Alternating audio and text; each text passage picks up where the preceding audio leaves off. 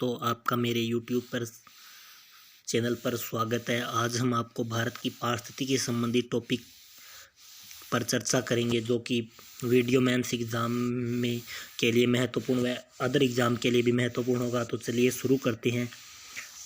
पारिस्थितिकी एवं पर्यावरण एवं पारिस्थितिकी मुद्दे कि मानव गतिविधियों में वृद्धि, शहरीकरण, औद्योगिकरण आदि से वातावरण तेजी से नष्ट होता है। इसने गंभीर रूप से जीवन के रक्षा तंत्र को प्रभावित किया है। विश्व के विभिन्न क्षेत्रों में विकास की विसंगतियां हमारे सामान्य वैश्विक पर्यावरण के लिए गंभीर समस्या बन गई हैं। परिणाम स्वरूप हम पर्यावरण के जटिल मुद्दे जो ध्यान देने योग्य हैं उनका सामना कर रहे हैं। महत्वपूर्ण वैश्विक मुद्दे, अब हम जो मेन पर्यावरण और पारिस्थितिकी के अंदर मुद्दे आते हैं उन पर चर्चा करेंगे, जैसे हरित गृह प्रभाव एंड ग्लोबल वार्मिंग। हरित गृह प्रभाव और ग्लोबल वार्मिंग। हाल ही के कुछ वर्षों में पृथ्वी के आसपास का तापमान बढ़ गया है। यह हरित गृह के प्रभाव के कारण, यदि आपसे कोई पूछे कि वर्तमान में पृथ्वी के आसपास का या हाल ही के कुछ वर्षों में तापमान बढ़ गया, इसका कारण क्या है, तो इसका कारण हरित गृह प्रभाव है। वैश्विक तापमान, ग्रीन हाउस प्रभाव, प्राकृतिक रूप से होने वाली परिघटना। यदि आपसे कोई पूछे ग्लोबल वार्मिंग या ग्रीन हाउस प्रभाव है, जिसे ग्लोबल वार्मिंग को वैश्विक तापन भी कहते हैं, ये कैसी घटना है, कृत्रिम या प्राकृतिक, तो ये प्राकृतिक रूप से होने वाली घटना है जिससे पृथ्वी की सतह और वायुमंडल गर्म हो जाता है। यानी पृथ्वी की सतह और वायुमंडल गर्म हो जाता है। वायुमंडल में कार्बन डाइऑक्साइड CO2 की मात्रा में वृद्धि होने से वायुमंडल का पार्थिव विकिरणों का अवशोषण करने की क्षमता में वृद्धि हो जाती है। कि ग्रीन हाउस प्रभाव या ग्लोबल वार्मिंग में क्या होता है कि CO2 की मात्रा में वायुमंडल में है, CO2 की मात्रा बढ़ जाती है, जिसके कारण वायुमंडल में जो पार्थिव किरणें होती है उनके अवशोषण करने की क्षमता में वृद्धि हो जाती है और वायुमंडल का तापमान बढ़ जाता है। अब हम पढ़ेंगे कि ग्रीन हाउस गैसों के लिए कौन कौन सी ग्रीन हाउस प्रभाव, हरित गृह प्रभाव या ग्लोबल वार्मिंग के लिए कौन कौन सी गैसें प्रभावित है, जिन्हें हम ग्रीन हाउस गैसें भी कह सकते हैं। यानी हरित गृह प्रभाव के लिए, ग्लोबल वार्मिंग के लिए कौन कौन सी गैसें, तो कार्बन डाइऑक्साइड जिसे हम CO2 कहते हैं, nitrogen oxide N2O, methane CH4, ozone O3, जल वाष्प तथा CFC यानी क्लोरोफ्लोरोकार्बन प्रमुख ग्रीन हाउस गैसें। यानी क्वेश्चन आता है कि प्रमुख ग्रीन हाउस गैसें कौन सी है, तो आप लिखेंगे CO2, nitrogen oxide, methane, ozone, जल वाष्प तथा क्लोरोफ्लोरो, ये प्रमुख ग्रीन हाउस गैसें हैं। अब हम ग्रीन हाउस गैसों में पहले पढ़ेंगे CO2 स्रोत, ऊर्जा के उत्पादन के लिए ईंधन का दहन। कि जब हम ईंधन दहन, चाहे वो पेट्रोल हो, कोयला हो या लकड़ी हो या वन जलाते हैं, तो इससे CO2 निकलती है। और वनों की कटाई, इसमें भी CO2। और प्रभाव क्या होगा, CO2 गैस में जब वृद्धि होगी तो क्या होगा, पृथ्वी के तापमान में वृद्धि होगी। पढ़ेंगे मीथेन गैस, जिसे CH4 बोलते हैं, प्राकृतिक गैस एवं अवशिष्ट पदार्थ। इसका स्रोत क्या है, ये प्राकृतिक गैस है और अवशिष्ट पदार्थ, इससे भी पृथ्वी के तापमान में वृद्धि होती है। अब हम पढ़ेंगे नाइट्रोजन ऑक्साइड यानी N2O। नाइट्रोजन ऑक्साइड यानी N2O, भट्टियों में ईंधन जलाने से ये गैस निकलती है। उर्वरक, लकड़ी और फसल अपशिष्टों का जलना, इनके जलने के कारण, चाहे लकड़ी हो, उर्वरक हो, फसल अपशिष्ट हो, इन्हें जलाने से भी नाइट्रोजन ऑक्साइड गैस, इससे क्या होगा, तापमान में वृद्धि होगी। और श्वास से संबंधित रोग यानी श्वसन से संबंधित रोग है वो नाइट्रोजन ऑक्साइड के कारण होगा। ओजोन गैस से क्या हो, कहाँ से निकलती है, हाइड्रोकार्बन नाइट्रोजन के ऑक्साइड से बनती है और तापमान में वृद्धि करती है और फेफड़ों को नुकसान पहुंचाती है। अभी हम बात करें क्लोरोफ्लोरोकार्बन, जिसे आप CFC कहते हैं, यानी क्लोरोफ्लोरोकार्बन या औद्योगिक उत्सर्जन, यानी उद्योगों से CFC गैस निकलती है। औद्योगिक उत्सर्जन इसका प्रमुख स्रोत है। इसका कारण क्या होता है, ओजोन परत यानी ओजोन का क्षरण करती है और तापमान में वृद्धि करती है। और अन्य हाइड्रोकार्बन गैसें भी है जो भी औद्योगिक क्रियाओं के दौरान, यानी औद्योगिक क्रिया इनका प्रमुख स्रोत है, जिससे तापमान में वृद्धि व आंखों में जलन होगी। अब हम पढ़ेंगे कार्बन डाइऑक्साइड, जिसे आप CO2 बोलते हैं। कार्बन डाइऑक्साइड ये वायुमंडल में नाइट्रोजन और ऑक्सीजन की तुलना में कार्बन डाइऑक्साइड की बहुत ही अल्प मात्रा पाई जाती, यानी जितनी नाइट्रोजन ऑक्सीजन है उसकी तुलना में CO2 है वो बहुत कम मात्रा में वायुमंडल में पाई जाती है। परंतु पृथ्वी पर तापमान अनुसरण में इसकी महत्व, कहने का मतलब पृथ्वी के तापमान बढ़ाने में सबसे ज़्यादा महत्वपूर्ण भूमिका CO2 यानी कार्बन डाइऑक्साइड की ही है। वैश्विक ऊष्मन के लिए उत्तरदायी कारकों में CO2 का योगदान लगभग 60% होता है। यानी विश्व में जितने भी तापमान से संबंधित उत्तरदायी कारक है उनमें CO2 का योगदान 60% है। यानी तापमान 60% योगदान CO2 का ये तापमान वृद्धि में CO2 उत्सर्जन में कटौती के लिए निम्नलिखित उपाय हैं। यानी यदि आपको CO2 के उत्सर्जन में कटौती करनी है, यानी कार्बन डाइऑक्साइड के उत्सर्जन में कटौती करनी है, तो इसके लिए निम्नलिखित उपाय हैं जो कि हम नीचे पढ़ेंगे। इसके लिए हमें क्या करना होगा, ईंधन की दक्षता वाले कार व अन्य वाहन प्रयोग किए जाने चाहिए। यानी जो ईंधन की दक्षता वाले कार या अन्य वाहन यूज करने चाहिए, इसमें पैदल चलना, हमें पैदल चलना चाहिए। सामूहिक कार, यानी जिद हो सके तो सामूहिक कार का यूज करना चाहिए। अलग अलग कार नहीं, और समूह में प्रस्थान किया जाना चाहिए और एक ग्रुप बनाकर प्रस्थान करना चाहिए कार में। पुनर्चक्रण और पुनर्उपयोग द्वारा कचरे में कमी की जाए, और कचरे का भी जैसे रिसाइकलिंग हो या रिसाइकलिंग, पुनर्चक्रण और पुनः उपयोग यानी रीयूज किया जाना चाहिए। अब हम पढ़ेंगे क्लोरोफ्लोरोसेंट CFL का प्रयोग, यानी CFL का प्रयोग किया जाना चाहिए। इससे भी CO2 की मात्रा कमी आएगी। जल उष्मक को 49 डिग्री सेंटीग्रेड से ऊपर न सेट करें, और जो जल उष्मक होता है उसे 49 सेंटीग्रेड से ऊपर सेट नहीं करना है। वनों की कटाई को कम करना, यदि वनों की कटाई कम कर देंगे तो भी CO2 की मात्रा में कमी होगी। उसने वनीकरण का समर्थन, यानी वन को बढ़ावा, पौधों को रोपने के लिए, यानी वृक्षारोपण व वनीकरण को बढ़ावा देना होगा। अब हम पढ़ेंगे मीथेन गैस। मीथेन गैस जिसे CH4 कहते हैं, वायु भूमंडलीय जलवायु को प्रभावित करने वाली दूसरी प्रमुख gas green house gas methane यानी CH4 है। यद्यपि वायु में CO2 की तुलना में काफ़ी निम्न स्तर पर पाई जाती है। यानी जो मीथेन गैस है वो CO2 की तुलना में बहुत ही कम पाई जाती है, परंतु यह एक अधिक शक्तिशाली हरित गृह गैस है जिसमें 25 गुना अधिक ऊष्मा धारण करने की क्षमता, यानी मीथेन है वो 25 गुना अधिक ऊष्मा धारण कर सकती है। अब हम पढ़ेंगे क्लोरोफ्लोरोकार्बन CFC एजोनलशील, यानी ये जलती नहीं, अविषाक्त यानी अत्यधिक स्थायी, और अविषाक्त यानी जहरीली भी नहीं, और स्थायी अधिक है, तथा कृत्रिम गैसों के अवयव जैसे कार्बन व हेलोजन से बना होता है। यानी क्लोरोफ्लोरोकार्बन है वो कार्बन व हेलोजन से बना होता है। पृथ्वी के स्थायित्व को सबसे अधिक खतरा है। क्लोरोफ्लोरोकार्बन के प्रमुख स्रोतों में रिसायुक्त वातानुकूलित क्षेत्र यानी AC तथा औद्योगिक विलायकों का वाष्पीकरण, प्लास्टिक फोम का उत्पादन, एरोसोल स्प्रे, डिब्बे के नदी इत्यादि है। CFC का वायुमंडल में लंबी अवधि तक अस्तित्व रहता है, जो कि 45 से 260 वर्ष तक हो सकता है। यानी CFC है वो वायुमंडल में लंबी अवधि तक बनी रहती है, वो कम से कम 45 साल और 200 अधिकतम 260 वर्ष तक हो सकता है। हम पढ़ेंगे नाइट्रस ऑक्साइड या नाइट्रोजन ऑक्साइड जिसे बोलते हैं N2O। वायुमंडल में नाइट्रोजन ऑक्साइड की मात्रा बढ़ रही है, जिससे 6% तक मानवकृत ग्रीन हाउस प्रभाव पड़ रहा है। नाइट्रोजन ऑक्साइड या नाइट्रस ऑक्साइड की वार्षिक वृद्धि दर 0.2 से 0.3% प्रति वर्ष है। नाइट्रोजन ऑक्साइड का मुख्य स्रोत कृषि, जैवभार का जलना, औद्योगिक क्रियाएं हैं। नाइट्रोजन ऑक्साइड का उत्पादन नायलॉन निर्माण से, नाइट्रोजन युक्त ईंधन से, मवेशियों के उत्सर्ग तथा भूमि नाइट्रोजन संयंत्रों के नियोजन से, नाइट्रेट संक्रमित सतहों जल से होता है। पढ़ेंगे हम जैव विविधता से हम बायोडाइवर्सिटी जिसे आप जैव विविधता कहते हैं वो पढ़ेंगे। जैव विविधता यानी बायोडाइवर्सिटी से तात्पर्य किसी विशेष क्षेत्र की समस्त जीव जातियों एवं परितंत्रों के संग्रह से है, अर्थात किसी क्षेत्र में उपस्थित जीवों की विभिन्न प्रजातियों की संख्या उस क्षेत्र की जैव विविधता कहलाती है। यानी किसी क्षेत्र में उपस्थित जैव की जितनी भी विभिन्न प्रजातियां होंगी उनकी संख्या है वो उस क्षेत्र की जैव विविधता यानी बायोडाइवर्सिटी होगी। पारिस्थितिक तंत्र में संतुलन बनाए रखने के लिए जैव विविधता का होना आवश्यक है। यानी यदि आपको पारिस्थितिक तंत्र में, इकोसिस्टम में यदि संतुलन बनाए रखना है तो आपको जैव विविधता का होना भी आवश्यक है। भारत में 4 क्षेत्रों को जैव विविधता के हॉटस्पॉट के रूप में विकसित किया गया है। ये इंपॉर्टेंट क्वेश्चन है कि भारत के कितने क्षेत्रों को बायोडाइवर्सिटी या जैव विविधता के हॉटस्पॉट घोषित किया गया। तो 4 क्षेत्र है, कौन कौन से। पहला है पूर्वी हिमालय, यानी जो पूर्वी हिमालय है ना, इसे भारत के 4 क्षेत्रों में जैव विविधता हॉटस्पॉट के रूप में स्वीकृत किया गया है। दूसरा है इंडो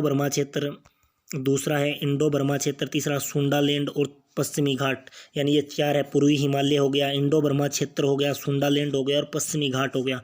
जैव विविधता के भारतीय तपस्थल अनेक दुर्लभ प्रजातियों को प्राकृतिक आवास उपलब्ध कराते हैं। यानी जो ये 4 जैव विविधता या बायोडाइवर्सिटी हॉटस्पॉट है, ये अनेक दुर्लभ प्रजातियों को प्राकृतिक आवास उपलब्ध कराते हैं। यहाँ पर अनेक दुर्लभ प्रजातियाँ आकर निवास करती हैं। कहने का मतलब विभिन्न प्रकार के जीव जंतु इन बायोडाइवर्सिटी या हॉटस्पॉट क्षेत्र में रहते हैं। अब पढ़ेंगे मरुस्थलीकरण। मरुस्थलीकरण यानी रेगिस्तान यानी मरुस्थलीकरण भूमि की जैविक क्षमता का विनाश करती है। यानी मरुस्थलीकरण है या रेगिस्तान है वो भूमि की जैविक क्षमता का विनाश करता है, जिससे अनंत तक रेगिस्तान का निर्माण होता है, इससे अधिक से अधिक रेगिस्तान का निर्माण होता है। रेगिस्तान को बढ़ाने वाले मुख्य कारक यानी रेगिस्तान किन कारणों से बढ़ता है? अत्यधिक खेती करेंगे तो भी रेगिस्तान बढ़ जाएगा, अत्यधिक चराई करने से भी, वनों की कटाई करने से भी, यानी वनों की कटाई या वनोन्मूलन करने से, और सिंचाई के कारण यानी सिंचाई के कारण जब नमक इकट्ठा हो जाएगा तब भी। ओजोन क्षरण ओजोन की सर्वाधिक सांद्रता समताप मंडल में पाई जाती है। यहाँ लगभग 300 ppb यानी पार्ट्स पर बिलियन होती है। यह भूमध्य रेखा के समीप 25 किलोमीटर ऊपर और ध्रुवीय क्षेत्र में लगभग 15 किलोमीटर ऊपर तक पाई जाती है। यानी जो ओजोन परत है या ओजोन क्षरण कैसे होता है, यानी ओजोन की सर्वाधिक सांद्रता, यानी कहने का मतलब ओजोन की सर्वाधिक सांद्रता समताप मंडल में, यानी ओजोन परत है वो समताप मंडल में पाई जाती है। यह लगभग 300 पार्ट्स पर बिलियन होती है। भूमध्य रेखा के लगभग 25 किलोमीटर ऊपर, यानी भूमध्य रेखा से तो ये लगभग 25 किलोमीटर और ध्रुवीय क्षेत्रों से लगभग 15 किलोमीटर के ऊपर है वो ओजोन परत होती है। अभी हम पढ़ेंगे समताप मंडल की ओजोन परत सूर्य से आने वाली घातक परावैंगनी किरणों को रोकने के लिए एक प्राकृतिक फिल्टर के रूप में कार्य करती है। यानी ये क्वेश्चन आता है कि सूर्य से पृथ्वी की ओर आने वाली घातक परावैंगनी किरणों से हमारी पृथ्वी की रक्षा कौन करता है? तो वो है समताप मंडल की ओजोन परत। अब हम पढ़ेंगे ओजोन परत के ह्रास के कारण, यानी ओजोन परत की में कमी हो रही है उसके ह्रास के कारण क्या है। ओजोन परत को मानव व प्राकृतिक, यानी ओजोन परत है वो मानवीय कारण व प्राकृतिक कारण दोनों के कारण ओजोन परत को नष्ट किया जाता है।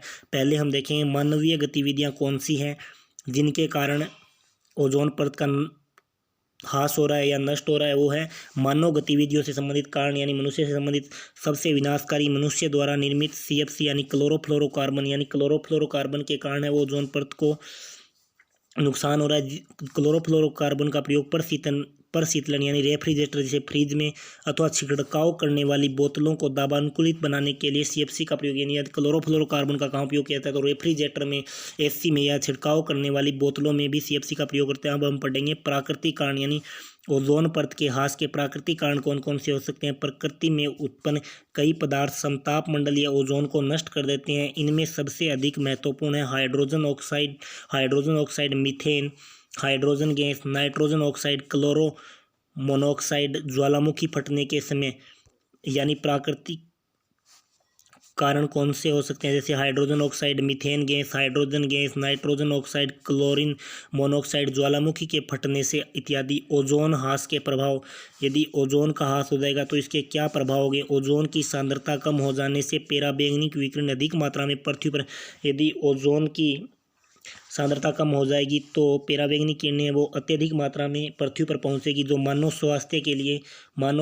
लिए, जानवरों के लिए, पेड़ पौधों के लिए व सूक्ष्म जीव, अन्य पदार्थों या वायु की गुणवत्ता के लिए हानिकारक होगी, यानी वायु की गुणवत्ता के लिए हानिकारक होगी। मनुष्यों तथा जानवरों के स्वास्थ्य पर प्रभाव, यदि ओजोन में ह्रास हो जाता है तो उससे मनुष्य व जानवरों के स्वास्थ्य पर क्या प्रभाव पड़ेगा? मानव में परावैंगनी विकिरणों के उद्भेदन से मोतियाबिंद रोग, त्वचा का कैंसर या मेलानोम इत्यादि घटनाएं, यानी ये रोग हो जाएंगे जैसे मोतियाबिंद, त्वचा कैंसर या मेलानोम। परावैंगनी बी अल्ट्रावायलेट बी किरणों के संपर्क से ज़्यादा आने पर मनुष्य के अंदर की प्रतिरोधक क्षमता कम हो जाती है। यदि आप परावैंगनी किरणें बी यानी अल्ट्रावायलेट बी किरणों में आते हैं तो सबसे ज़्यादा मनुष्य के अंदर क्या होगा? रोग प्रतिरोधक क्षमता कम हो जाएगी तथा न्यूक्लिक अम्ल भी नष्ट हो जाएगी, जिससे कि संक्रामक रोगों का खतरा बढ़ जाएगा। यानी परावैंगनी बी किरणें, यदि अल्ट्रावायलेट बी किरणें पृथ्वी पर आएगी और मनुष्य इनके संपर्क में आ जाएगा तो प्रतिरोधक क्षमता कम हो जाएगी और संक्रामक रोग बढ़ जाएंगे व न्यूक्लिक अम्ल भी कम हो जाएगा या नष्ट हो जाएगा। अब हम पढ़ेंगे अम्ल वर्षा, ये बहुत ही इंपॉर्टेंट है अम्ल वर्षा। अब हम पढ़ेंगे अम्ल वर्षा, यानी जिसे आप अम्लीय वर्षा कहते हैं। सबसे ज़्यादा अम्लीय वर्षा है वो नॉर्वे में होती है, यानी अम्लीय वर्षा का देश भी नॉर्वे को ही कहते हैं क्योंकि सबसे ज़्यादा वर्षा है वो नॉर्वे में ही होती है। पृथ्वी के वायुमंडल में सल्फर डाइऑक्साइड और नाइट्रोजन डाइऑक्साइड जल के साथ अभिक्रिया करके नाइट्रिक अम्ल और गंधक का तेजाब बनाते हैं। यानी इसमें क्या होता है? अम्लीय वर्षा में सल्फर डाइऑक्साइड और नाइट्रोजन डाइऑक्साइड नाइट्रिक अम्ल और जल के साथ अभिक्रिया करके, यानी ये वर्षा के जल यानी H2 से अभिक्रिया करके नाइट्रिक अम्ल यानी HNO3 व H2SO4 का निर्माण करते हैं। H2SO4 का निर्माण करते हैं यानी अम्लीय वर्षा में क्या होता है, सल्फर डाइऑक्साइड व नाइट्रोजन डाइऑक्साइड है वो जल के वर्षा के जल के संपर्क में आकर ये दोनों HNO3 जिसे आप नाइट्रिक अम्ल और H2SO4 जिसे आप सल्फ्यूरिक अम्ल यानी गंधक का तेजाब कहते हैं वो बनाते हैं। अब यह आता है कि अम्ल वर्षा में अम्ल दो प्रकार के वायु प्रदूषणों से आते हैं, सल्फर डाइऑक्साइड और नाइट्रोजन ऑक्साइड। ये प्रदूषक प्रारंभिक रूप से कारखानों की चिमनियों, बसों व स्वचालित वाहनों से उत्सर्जित होकर वायुमंडल में मिल जाते हैं। यानी अभी आप जैसे कि बताया गया कि सल्फर डाइऑक्साइड व नाइट्रोजन डाइऑक्साइड है वो किस प्रकार, तो ये दोनों है ना, वो सल्फर डाइऑक्साइड और नाइट्रोजन डाइऑक्साइड है वो कारखानों की चिमनियों, बसों या स्वचालित वाहनों से निकलती है, फिर वर्षा जल में मिल जाता है और फिर नाइट्रिक अम्ल और गंधक का तेजाब बन जाता है जिससे कि अम्लीय वर्षा होती है। अब हम पढ़ेंगे तेल रिसाव। जैसा कि हम आए दिन खबरों में सुनते हैं, ये वर्तमान का मुद्दा है कि तेल रिसाव के कारण उस देश में प्राकृतिक आपातकाल लगा दिया गया, तो उसी पर यह है कि तेल रिसाव। तेल प्रदूषण जल निकायों पर तेल की परतों को संदर्भित करता है। तेल रिसाव से सभी समुद्री प्रदूषणों का सबसे भयानक रूप है, यानी समुद्र में यदि कोई प्रदूषण होगा तो उसका भयानक रूप तेल ही रिसाव है। हर समुद्री परिवहन पोत तेल रिसाव के लिए एक संभावित खतरा बन गया है। कारण तेल रिसाव का सबसे सामान्य कारण है समुद्री परिवहन के दौरान रिसाव होना। यानी यदि कोई समुद्री परिवहन यानी समुद्र के माध्यम से व्यापार या कुछ भी हो रहा है तो उसमें क्या सबसे ज़्यादा खतरा रहता है परिवहन में तेल रिसाव होने का। तेल रिसाव समुद्री तट पर तेल उत्पादन के दौरान भी हो सकता है। यदि किसी समुद्री तट पर यदि आपको तेल के भंडार मिले तो वहाँ जब हम उत्पादन करें तो उसके दौरान भी तेल का रिसाव हो सकता है। औसतन प्रति 1000 टन तेल पर जो समुद्र में से लाया जाता है उसके पीछे 1 टन तेल समुद्र में फैल जाता है। यानी 1000 टन तेल का यदि समुद्र से लाया जाता है तो उस पीछे 1 टन तेल है वो समुद्र में फैल जाता है। समुद्री जीवन पर तेल रिसाव का प्रभाव, यानी समुद्री जीवन पर क्या पड़ेगा। तेल रिसाव के कुछ ही घंटों के भीतर मछलियाँ, सेलफिश, पलवक, घुटन आदि विकारों के कारण, यानी मछलियाँ, सेलफिश व अन्य जो पलवक, घुटन आदि के विकारों के कारण मर जाते हैं। रिसाव के एक दिन के भीतर पशु, पक्षी और समुद्री स्तनपायी भी मर जाते हैं। यानी इसका प्रमुख कारण क्या, समुद्री जीवन पर यह प्रभाव पड़ेगा। यदि तेल रिसाव, छोटी छोटी मछलियाँ, पशु, छोटी छोटी पंछियाँ, सेलफिश, पलवक या रिसाव के एक दिन के भीतर पक्षी और समुद्री स्तनपायी मर जाएंगे। खतरनाक अपशिष्टों का निपटान, यानी इसमें जो खतरनाक कचरा होता है उसका निपटान कैसे करना है। कोई भी पदार्थ जो वातावरण में मौजूद है या वातावरण में छोड़ा जाता है जो सार्वजनिक स्वास्थ्य और पर्यावरण कल्याण के लिए गंभीर रूप से हानिकारक है उसे खतरनाक अपशिष्ट कहते हैं। यानी ऐसा कचरा जो वातावरण में मौजूद है या वातावरण में छोड़ा जाता है जिससे कि स्वास्थ्य और पर्यावरण पर प्रभाव पड़ता है या जो स्वास्थ्य और पर्यावरण के लिए हानिकारक है उसे ही खतरनाक अपशिष्ट कहते हैं। इस प्रकार से कोई भी अपशिष्ट जिसमें खतरनाक है या बहुत खतरनाक तत्व पाया जाता है उसे अपशिष्ट कहते हैं। अब हम पढ़ेंगे स्रोत। औद्योगिक अपशिष्ट यानी जो औद्योगिक कचरा है, इसका उपयोग या निपटारा किया कचरे को जलाए जाने से या प्लास्टिक से, मतलब औद्योगिक अपशिष्ट का उपयोग क्या है कि यदि आप कचरे को जलाते हैं, प्लास्टिक को जलाते हैं, इसका कारण क्या है कि प्रभाव क्या होगा, अम्ल वर्षा इसका कारण है, विषाक्त प्रदूषण हो जाएगा। अब आता है नाभिकीय अपशिष्ट। स्रोत क्या है नाभिकीय अपशिष्ट, यानी अस्पतालों व प्रयोगशालाओं में नाभिकीय अपशिष्ट कहाँ होता है, अस्पतालों में प्रयोगशालाओं में स्वास्थ्य के लिए खतरा और कैंसर जनित उत्परिवर्तन होता है। बताया कृषि अपशिष्ट, यानी कृषि से संबंधित जो कचरा होता है उसे ये नाइट्रोजन अपशिष्ट के रूप में, यानी कृषि का जो कचरा होता है वो नाइट्रोजन अपशिष्ट के रूप में होता है। सब्जियों में एकत्रित होना, इसके कारण साइकोसिस रोग हो जाता है। अभी हम पढ़ेंगे पर्यावरण प्रदूषण एवं प्रबंधन। पर्यावरण प्रदूषण एवं प्रबंधन। पर्यावरण प्रदूषण से तात्पर्य मनुष्य द्वारा किए गए कार्यों से उसकी गुणवत्ता में ह्रास है। पर्यावरण प्रदूषण क्या है कि मनुष्य जो कार्य करता है जिससे कि पर्यावरण की गुणवत्ता में कमी हो वही प्रदूषण है। कहने का मतलब पर्यावरण प्रदूषण यही है कि यदि कोई मनुष्य कोई काम करता है और उससे पर्यावरण को नुकसान होता है तो वो पर्यावरण प्रदूषण है। जबकि पर्यावरण अवनयन में मानव कार्यों के साथ साथ प्राकृतिक उपक्रमों तथा क्रियाओं से पर्यावरण की गुणवत्ता में हुए ह्रास से मानव एवं पर्यावरण के संतुलित विकास के लिए इसका प्रबंध अति आवश्यक है। अब हम पढ़ेंगे कि प्रदूषण से क्या तात्पर्य है। प्रदूषण का तात्पर्य ऐसे पर्यावरणीय परिवर्तनों से है जो जीवों, पौधों और मानवों पर हानिकारक प्रभाव डालते हैं। प्रदूषण प्रत्येक जीवित तत्वों के लिए हानिकारक होता है। यानी प्रदूषण क्या है, जो भी जीवित चीज़ें यानी सजीव तत्व हैं उन सभी के लिए प्रदूषण हानिकारक होता है। अब प्रदूषण का वर्गीकरण किया गया है। अब हम पढ़ेंगे प्रदूषण का वर्गीकरण। प्रदूषण को निम्न भागों में वर्गीकृत कर दिया गया है, जिसमें पहला है वायु प्रदूषण, यानी वायु प्रदूषण कैसे होता है। वायुमंडल में विभिन्न गैसें एक निश्चित अनुपात में होती हैं। जब मानवीय या प्राकृतिक कारणों से गैस की निश्चित मात्रा तथा अनुपात में अवांछनीय परिवर्तन हो जाता है या वायु में कुछ विषाक्त कण या जहरीले कण मिल जाते हैं तो उसे वायु प्रदूषण कहते हैं। जैसे वायुमंडल में सभी गैसें वो अपने निश्चित अनुपात में होती है, निश्चित मात्रा में होती है।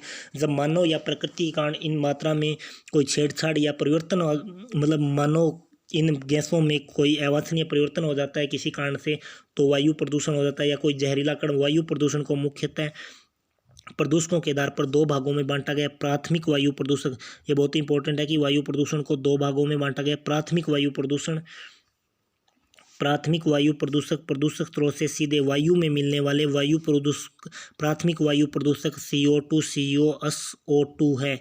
SO2 है, यानी कहने का मतलब क्वेश्चन आता है कि प्राथमिक वायु प्रदूषक कौन कौन से हैं, तो कार्बन डाइऑक्साइड, कार्बन मोनोऑक्साइड और सल्फर डाइऑक्साइड, ये प्राथमिक प्रदूषक हैं। अनेक स्रोतों के माध्यम से वायुमंडल में प्रत्यक्ष रूप से प्राथमिक वायु प्रदूषक प्रवेश करते हैं। Carbon monoxide CO, hydrocarbon, sulphur dioxide SO2, nitrogen oxide तथा कणकीय पदार्थ सर्वाधिक महत्वपूर्ण प्रदूषक है। अब पढ़ेंगे कार्बन मोनोऑक्साइड। कार्बन मोनोऑक्साइड ये है, जिसे CO बोलते हैं, जीवाश्म ईंधन के आंशिक दहन होने पर होता है, जिसमें ऑटोमोबाइल से 50% उत्सर्जन होता है। हाइड्रोकार्बनिक पदार्थों के अपघटन के समय खास प्रकार के पौधों से इसकी उत्पत्ति होती है, जैसे चीड़ का पेड़। सल्फर डाइऑक्साइड, वायु में इसकी सांद्रता सांस लेने में समस्या, यानी सल्फर डाइऑक्साइड के कारण क्या होगा, सांस लेने में तकलीफ होगी। द्वितीय वायु प्रदूषक, द्वितीयक वायु प्रदूषक प्राथमिक वायु प्रदूषकों तथा साधारण वातावरणीय पदार्थों की क्रिया के फलस्वरूप उत्पन्न होने वाले वायु प्रदूषक द्वितीय वायु प्रदूषक, यानी प्राथमिक वायु प्रदूषक थे, उनके फलस्वरूप जो उत्पन्न होते हैं उन्हें सेकंड वायु प्रदूषक बोलते हैं। जैसे इसमें ओजोन हो गया, पेरा ऑक्सी एसिटिल नाइट्रेट यानी PAN हो गया, जलवाष्प जैसे वायुमंडलीय अवयव तथा प्राथमिक वायु प्रदूषकों के आपस में रासायनिक प्रतिक्रिया होने से द्वितीयक वायु प्रदूषक उत्पन्न होते हैं। और धूम्रकोरा, यानी इसमें ये पूछा जाएगा कि अगर क्वेश्चन बनेगा तो प्राथमिक वायु प्रदूषक कौन से होते हैं और द्वितीयक वायु प्रदूषक में ओजोन है, पेरा ऑक्सी एसिटिल नाइट्रेट, यानी ये दो है, ये तो हैं द्वितीयक वायु प्रदूषक। कार्बन मोनोऑक्साइड और carbon monoxide CO2, carbon monoxide और सल्फर डाइऑक्साइड, ये प्राथमिक प्रदूषक हैं। अब हम पढ़ेंगे वायु गुणवत्ता सूचकांक। वायु गुणवत्ता सूचकांक की शुरुआत 6 अप्रैल 2015 में की गई। ये मोस्ट इंपॉर्टेंट है कि जो वायु गुणवत्ता सूचकांक है इसकी शुरुआत 6 अप्रैल 2015 को की गई। इसके अंतर्गत 8 प्रदूषकों को शामिल किया गया, यानी वायु गुणवत्ता सूचकांक जिसकी शुरुआत 6 अप्रैल 2015 में, उसमें 8 प्रदूषकों को शामिल किया गया। ये है PM 10, PM 2.5, carbon monoxide, ammonia lead, ozone, nitrogen dioxide एवं सल्फर डाइऑक्साइड, यानी PM 10, PM 2.5, carbon monoxide, ammonia lead, ozone, nitrogen dioxide, sulphur dioxide, ये 8 प्रदूषक है जिन्हें वायु गुणवत्ता सूचकांक में शामिल किया गया है। वायु प्रदूषण से मानव के स्वास्थ्य पर क्या प्रभाव पड़ेगा? श्वसन तंत्र पर प्रभाव। मनुष्य को यदि वायु प्रदूषण होगा तो श्वसन तंत्र की बीमारियां, दम्मा, ब्राइकाइटिस, आंखों में जलन, बच्चों में सांस की तकलीफ, संक्रमण हो जाता है। इसके लिए वाहनों से उत्सर्जित CO2, carbon dioxide, CO, carbon monoxide, NO या नाइट्रोजन ऑक्साइड आदि जिम्मेदार हैं। गाड़ियों से निकले धुएं के साथ निकलने वाला लेड यौगिक टेट्राथाइल लेड, टेट्रामिथाइल लेड आदि शरीर में यकृत वक्र के ऊतकों से हानि पहुंचाते हैं तथा हड्डियों को कमज़ोर करते हैं। हीमोग्लोबिन का निर्माण रोक देते हैं। रासायनिक पदार्थ जैसे हाइड्रोकार्बन, बेंजोपायरिन आदि स्वतंत्र अवस्था में बारीक कणों के रूप में हवा में रहते हैं। वे शरीर में जाकर फेफड़ों का कैंसर उत्पन्न करते हैं, इसलिए इन्हें कार्सिनोजेनिक कहते हैं। जो शरीर में जाकर फेफड़ों का कैंसर करते हैं उन्हें कार्सिनोजेनिक कहते हैं, जैसे इसमें हाइड्रोकार्बन, बेंजोपिन आदि आते हैं। आंखों पर प्रभाव। वायु प्रदूषण के कारण आंखों पर प्रभाव। स्वचालित वाहनों से निकलने वाली गैसें, नाइट्रोजन ऑक्साइड, हाइड्रोकार्बन, सूर्य के प्रकाश की उपस्थिति में ओजोन और एक यौगिक पैरा ऑक्सी एसिटाइल नाइट्रेट को उत्पादित करता है। ओजोन जंतुओं के श्वसन तंत्र तथा आँखों को प्रभावित करती है। नाइट्रोजन ऑक्साइड, ओजोन तथा पैरा ऑक्सी नाइट्रेट मिलकर सामूहिक रूप से प्रकाश रासायनिक समूह कहलाते हैं। PAN के प्रभाव से ओजोन परत का विघटन होता है। पृथ्वी पर पराबैंगनी किरणों का विकिरण बढ़ जाता है जो जीवों के लिए हानिकारक होता है। पेराऑक्सी एसिटिल नाइट्रेट यानी पीएन पौधों को हानि पहुंचाता है। पीएन प्रकाश संश्लेषण में जल के प्रकाशीय अपघटन को रोकता है। वायु प्रदूषण के नियंत्रण के उपाय। वायु प्रदूषण को नियंत्रण करने के दो प्रकार के उपायों की जरूरत है। प्रथम उपाय के अंतर्गत वर्तमान के प्रदूषकों को कम कर उसे पूरी तरह समाप्त करने के लिए तकनीकी संसाधनों का सहारा लेना होगा। दूसरा उपाय है कि वायु प्रदूषण के लिए जिम्मेदार परिस्थितियों को नियंत्रण करना होगा, हो सके तो उन्हें समाप्त करना होगा। अब हम पढ़ेंगे वायु प्रदूषण रिपोर्ट 2018 IQ एयर विजुअल और ग्रीनपीस की ओर से जारी रिपोर्ट के अनुसार विश्व के 20 सर्वाधिक प्रदूषित शहरों में 15 भारत के हैं। यानी जो IQ एयर विजुअल और ग्रीनपीस नाम की ये संस्था है, इनके द्वारा वायु गुण प्रदूषण रिपोर्ट, इसमें 20 शहरों में से 15 शहर भारत के हैं। नवीनतम data IQR air visual 2018 world air quality report में संकलित है। पर्यावरण और मानवाधिकारों पर संयुक्त राष्ट्र UNO के विशेषज्ञ डेविड ब्रॉयड का कहना है कि दुनिया की करीब 6,000 अरब आबादी दूषित आबो हवा में सांस ले रही है। यानी डेविड ब्रॉयड का कहना है कि 6 अरब आबादी है वो दूषित आबो हवा में सांस ले रही है, उनकी ज़िंदगी और सेहत खतरे में पड़ गई। जल प्रदूषण, अब हम वायु प्रदूषण के बाद पढ़ेंगे जल प्रदूषण। यानी जल में किसी प्रकार का यदि प्रदूषण होता है तो वही जल प्रदूषण है। जल में किसी प्रकार के अवांछनीय गैस, द्रव या ठोस का मिलना जल प्रदूषण कहता है। विश्व स्वास्थ्य संगठन के अनुसार प्राकृतिक अथवा अन्य स्रोतों से उत्पन्न अवांछनीय बाहरी पदार्थों के कारण जल दूषित हो जाता है। यह विषाक्तता एक सामान्य स्तर से कम ऑक्सीजन के कारण जीवों के लिए हानिकारक होती है। इससे संक्रामक रोगों का फैलाव बढ़ जाता है। जल प्रदूषण निम्न 2 कारणों से होता है। प्राकृतिक कारण और मानव। प्राकृतिक कारणों में ज्वालामुखी राख, धूल, अपशिष्ट आदि, जंगलों का जैविक कचरा, सूखी पत्तियां, मरे हुए जीव जंतु अवशेष आदि वर्षा द्वारा बहकर जलाशयों में मिल जाते हैं। कुछ विषैले तत्व जैसे पारा, आर्सेनिक, सीसा, कैडमियम आदि जल में घुलकर जल प्रदूषण करते हैं। मृदा अपरदन से, खनिजों के लीचिंग से भी जल प्रदूषण होता है। मानवजनित कारक जिनसे जल प्रदूषण होता है। मानवीय क्रियाकलापों के कारण भी जल का अत्यधिक प्रदूषण होता है, जैसे घरेलू अपशिष्ट, औद्योगिक अपशिष्ट, कृषि कार्यों के कारण जैसे कीटनाशकों आदि, नाभिकीय अपशिष्ट द्वारा तेल रिसाव के कारण भी जल प्रदूषण होता है। जल प्रदूषण का मानव एवं जलीय जीवों पर क्या प्रभाव पड़ेगा ये देखेंगे। प्रदूषण के जल के कारण होने वाला वायरस जनित रोग पोलिया है। यानी प्रदूषित जल से पोलिया रोग हो जाएगा, जबकि हेपेटाइटिस, टाइफाइड, हैजा, दस्त, पेचिश आदि जीवाणु जनित रोग हैं। इसके अतिरिक्त मीनमाता, पारा, इटाई रोग, कैडमियम के कारण, केकाल फ्लोरोसिस, फ्लोराइड के कारण, ब्लू बेबी सिंड्रोम, नाइट्रेट की अधिकता के कारण, ब्लैक फुट, आर्सेनिक आदि रोग हो जाते हैं। इंपॉर्टेंट है कि पारा की कमी से या पारा की अधिकता से मीनमाता रोग, कैडमियम की अधिकता के कारण इटाई रोग, फ्लोराइड की अधिकता के कारण केकोल फ्लोरोसिस रोग, ब्लू बेबी सिंड्रोम, नाइट्रेट की अधिकता के कारण ब्लू बेबी सिंड्रोम रोग हो जाता है। आर्सेनिक की अधिकता के कारण ब्लैक फुट आदि रोग हो जाते हैं। इसके अतिरिक्त जल प्रदूषण का व्यापक नकारात्मक प्रभाव जलीय जीवों पर पड़ता है, जैसे व्यापक मात्रा में मछलियों का मरना, कोरल का मृत प्राय हो जाना। जल प्रदूषण के नियंत्रण के लिए क्या करना होगा, इसके उपाय क्या है। जल प्रदूषण का नियंत्रण स्थापित करने के लिए महज सरकारी प्रयास की ही जरूरत नहीं होती, बल्कि सामाजिक, सह प्रशासनिक व गैर सरकारी संगठनों की भी मदद जरूरी होती है। जल प्रदूषण पर नियंत्रण स्थापित करने के लिए भारत सरकार ने 1974 में जल प्रदूषण नियंत्रण अधिनियम पारित किया है। यानी भारत ने जल प्रदूषण नियंत्रण अधिनियम कब पारित किया है, तो वो किया है 1974 में।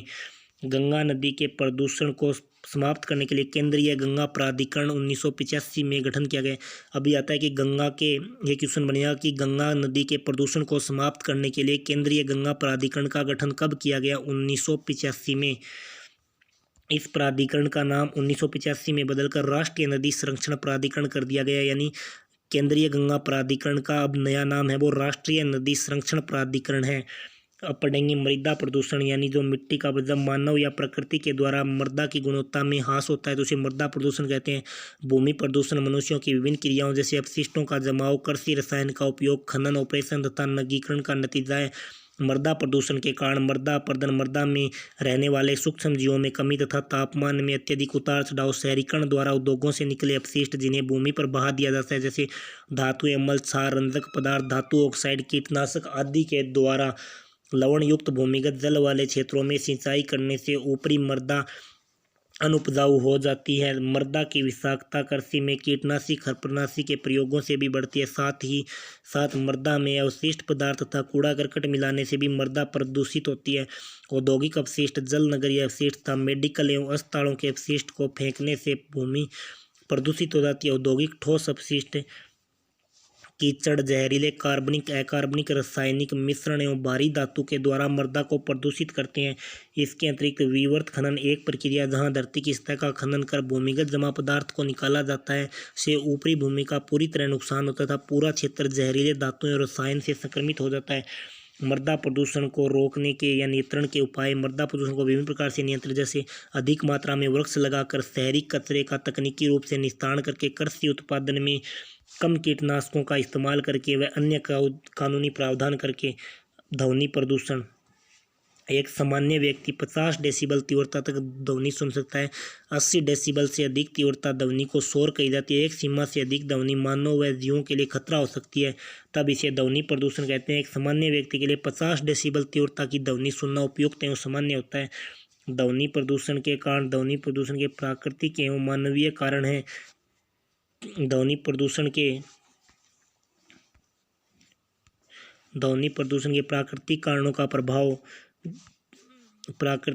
का प्रभाव क्षणिक और सीमित होता है। बादलों का कड़कना, बिजली गिरना आदि इसके अंतर्गत आते हैं। मानवीय कारण, औद्योगिक इकाई द्वारा वाहनों के हॉर्न से, सामाजिक सांस्कृतिक कार्यक्रमों में लाउड स्पीकर आदि मानवीय कारणों पर बड़े पैमाने पर ध्वनि प्रदूषण किए जाते हैं। ध्वनि प्रदूषण का मानसिक स्वास्थ्य पर क्या प्रभाव या दुष्प्रभाव। ध्वनि प्रदूषण का सबसे अच्छा प्रभाव कानों पर पड़ता है, यानी सबसे अधिक प्रभाव कानों पर पड़ता है और स्थायी या अस्थायी रूप से श्रवण शक्ति प्रभावित होती है। उच्च ध्वनि से मानव में आवर्धित एड्रेनलिन स्तर, उच्च रक्तचाप, माइग्रेन, उच्च कोलेस्ट्रॉल स्तर, पेट का अल्सर, चिड़चिड़ापन, अनिद्रा, अधिक आक्रामक व्यवहार तथा अन्य मनोवैज्ञानिक दोष पैदा हो जाते हैं।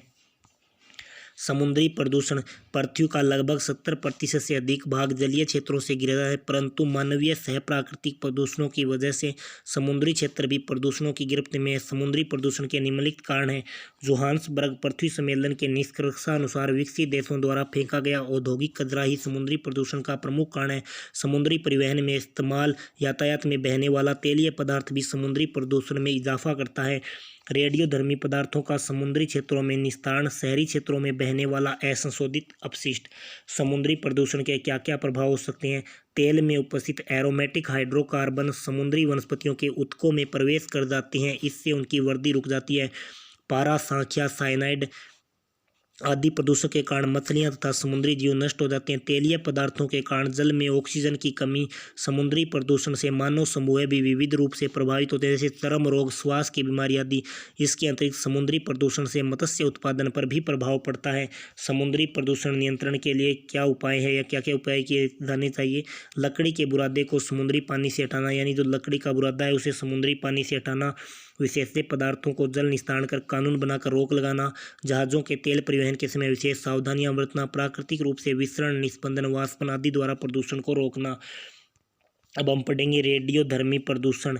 रेडियो एक्टिव पदार्थों से होने वाला विकिरण रेडियोधर्मी प्रदूषण कहलाता है। रेडियो एक्टिव पदार्थों से स्वतः विकिरण होता रहता है, जैसे यूरेनियम, थोरियम, प्लूटोनियम आदि रेडियोधर्मी प्रदूषक है, जिसमें यूरेनियम, थोरियम, प्लूटोनियम आदि। रेडियोधर्मी प्रदूषण का निम्न 2 भागों में विभाजित किया गया है। प्रकृति जनित रेडियोधर्मी पदार्थ से रेडियम 224, यूरेनियम 238, पोटेशियम, फोरियम जैसे पृथ्वी के गर्भ में छिपे रेडियोधर्मी पदार्थ। सूर्य की किरणों के कारण जो प्रदूषण उत्पन्न होता है उसे प्राकृतिक जनित रेडियोधर्मी प्रदूषण कहते हैं। मानव जनित रेडियोधर्मी प्रदूषण मुख्यतः परमाणु रिएक्टरों से होने वाला रिसाव, प्लूटोनियम तथा थोरियम का शुद्धिकरण, नाभिकीय प्रयोग, रेडियोधर्मी पदार्थों के उत्खनन, परमाणु बमों के विस्फोट इत्यादि से इस प्रकार प्रदूषण होता है। ई कचरा प्रदूषण। ई कचरा प्रदूषण वर्तमान में महत्वपूर्ण पर्यावरण समस्या बनता जा रहा है, जिसका संबंध नवीन प्रौद्योगिकी से है। नई प्रौद्योगिकी से प्राप्त नवीन उपभोक्ता वस्तुओं जैसे TV, fridge, mobile, CD, air conditioner आदि को बेकार होने पर फेंक दिए जाने के कारण ई कचरे का निर्माण होता है। ई कचरे से निकलने वाले जहरीले तत्वों और गैस मिट्टी व पानी में मिलकर उन्हें बंजर और जहरीला बना देते हैं। इसके अतिरिक्त ई कचरे की वजह से पूरी खाद्य श्रृंखला बिगड़ रही है। भारत में भारत में पर्यावरण से संबंधित आंदोलन, ये बहुत ही इम्पोर्टेंट है कि भारत में पर्यावरण से संबंधित कौन कौन से आंदोलन हुए हैं। चिपको आंदोलन सबसे पहला होता है। चिपको आंदोलन यह एक पर्यावरण रक्षा आंदोलन, चिपको आंदोलन पर्यावरण की रक्षा से संबंधित आंदोलन था। यह उत्तराखंड राज्य के चमोली जिले में किसानों ने वृक्षों की कटाई का विरोध करने के लिए किया था। यानी चमोली चिपको आंदोलन है वो चिपको चमोली उत्तराखंड में किसानों ने वृक्षों की कटाई के विरोध में किया था। यह आंदोलन यूपी के चमोली जिले में 1972 में प्रारंभ किया गया। इस आंदोलन की शुरुआत भारत के प्रसिद्ध पर्यावरणविद सुंदरलाल बहुगुणा, वर्तमान में इनका निधन हो चुका है, वह कॉमरेड गोविंद सिंह चंडी प्रसाद भट्ट, श्रीमती गौरा देवी के नेतृत्व में हुआ था। यानी जो चिपको आंदोलन है वो सुंदरलाल बहुगुणा, गोविंद सिंह रावत, चंडी प्रसाद भट्ट व गौरा देवी के नेतृत्व में हुआ था। इस आंदोलन को 1987 में सम्यक जीवक पुरस्कार दिया गया। यानी चिपको आंदोलन को 1987 में सम्यक जीविका पुरस्कार दिया गया। अब पढ़ेंगे अपिको आंदोलन। अपिको आंदोलन पर्यावरण संरक्षण से संबंधित। अपिको आंदोलन कर्नाटक में भी एक ऐसा ही आंदोलन शुरू कर दिया। अपिको का अर्थ बाहों में भरना, यानी अपिको आंदोलन में अपिको का अर्थ होता है बाहों में भरना। कर्नाटक के सिरसी जिले में सितंबर 1983 में सलकानी वन क्षेत्र में वृक्ष काटे जा रहे थे। तब वहां के स्त्री पुरुष व बच्चों ने पेड़ों को अपनी बाहों में भर लिया और लकड़ी काटने वालों को भगाने के लिए मजबूर होना पड़ा। ये लोग कई सप्ताह तक वनों की पहरेदारी करते रहे। इस प्रकार यहाँ के लोगों द्वारा हजारों वृक्षों को काटने से बचाया गया। यानी अपिको आंदोलन 1983 में कर्नाटक में हुआ था और अपिको का अर्थ होता है बाहों में भरना। अब पढ़ेंगे नर्मदा बचाओ आंदोलन। 1985 में मेधा पाटकर के नेतृत्व में नर्मदा घाटी की जैव विविधता को बचाने तथा मूल आदिवासियों के सांस्कृतिक पर्यावरण की रक्षा के लिए चलाया गया। इसके मुख्य कार्यकर्ताओं में मेधा पाटकर के अलावा अनिल पटेल, बुक्कर सम्मान से नवाजी गई रुदंता रॉय, बाबा आमटे आदि शामिल है। यानी जो नर्मदा बचाओ आंदोलन है ये 1985 में मेधा पाटकर के नेतृत्व में नर्मदा घाटी क्षेत्र में हुआ और जैव विविधता को बचाने के लिए हुआ। और मेधा पाटकर, अनिल पटेल, रुदंती रॉय, बाबा आमटे ये नर्मदा बचाओ आंदोलन के संबंधित मुख्य कार्यकर्ता है। अब हम पढ़ेंगे प्रमुख पर्यावरण पुरस्कार, यानी पर्यावरण के क्षेत्र में कौन कौन से पुरस्कार दिए जाते हैं। उनमें जैसे राइट लाइवलीहुड पुरस्कार, राइट लाइवलीहुड सोसाइटी लंदन द्वारा पर्यावरणीय एवं सामाजिक न्याय के क्षेत्र में सराहनीय योगदान के लिए यह पुरस्कार प्रदान किया जाता है। $2.8 लाख राशि का यह पुरस्कार 1980 में प्रदान किया गया। यानी बात करें कि पहला पुरस्कार आता है पर्यावरण में राइट लाइवलीहुड पुरस्कार है वो लंदन द्वारा दिया जाता है पर्यावरण एवं सामाजिक न्याय के क्षेत्र में। 1980 में यह पुरस्कार शुरू किया गया। अब हम पढ़ेंगे ग्लोबल 500 पुरस्कार। ग्लोबल 500 पुरस्कार पर्यावरण रक्षा व सुधार के क्षेत्र में विलक्षण योगदान देने के लिए यह पुरस्कार संयुक्त राष्ट्र पर्यावरण कार्यक्रम द्वारा प्रदान किया जाता है। यानी ग्लोबल 500 पुरस्कार है यह संयुक्त राष्ट्र पर्यावरण कार्यक्रम द्वारा प्रदान किया जाता है। चैंपियन ऑफ द अर्थ पुरस्कार। अब नेक्स्ट पुरस्कार पढ़ेंगे हम चैंपियन ऑफ द अर्थ पुरस्कार। यह पुरस्कार संयुक्त राष्ट्र पर्यावरण कार्यक्रम UNEP द्वारा 2005 से शुरू किया गया। इसका उद्देश्य विश्व भर में नीतिगत स्तर पर कार्य कर रहे पर्यावरण संरक्षकों एवं नेतृत्वकर्ताओं को पहचान प्रदान करना है। 2018 का चैंपियन ऑफ द अर्थ पुरस्कार भारत के प्रधानमंत्री नरेंद्र मोदी और फ्रांस के राष्ट्रपति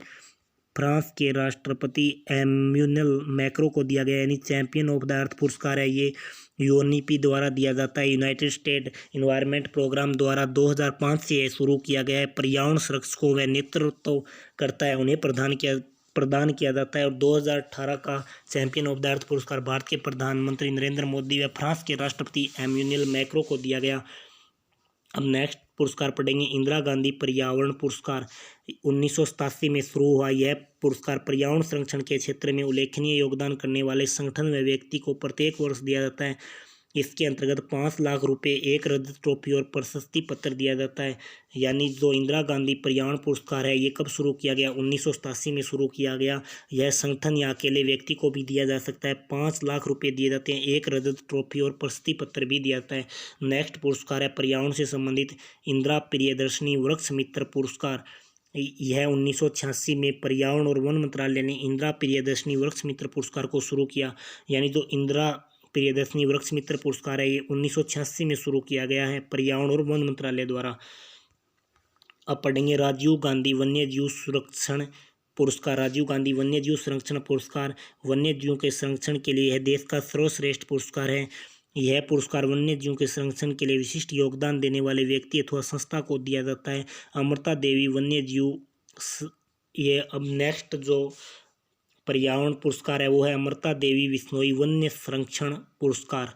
अमृता देवी विश्नोई वन्य संरक्षण पुरस्कार वन्य जीवों के संरक्षण हेतु यह पुरस्कार भारत सरकार द्वारा प्रदान किया जाता है। जीवों के संरक्षण के प्रति साहस व अनुकरणीय योगदान यह पुरस्कार प्रदर्शित करता है। इस पुरस्कार के तहत 1 लाख रुपए की नगद राशि उन व्यक्ति या संस्थाओं को दी जाती है जो वन्य जीव संरक्षण में अतुलनीय भूमिका का निर्वाह करते हैं। यानी जो अमृता देवी वन्य जीव संरक्षण पुरस्कार है, इसमें 1 लाख रुपए की नगद राशि दी जाती है जो वन्य जीवों के संरक्षण के प्रति साहस व अनुकरणीय योगदान देते हैं। तो आपको ये वीडियो कैसा लगा ये आप हमें कमेंट करके बता सकते हैं।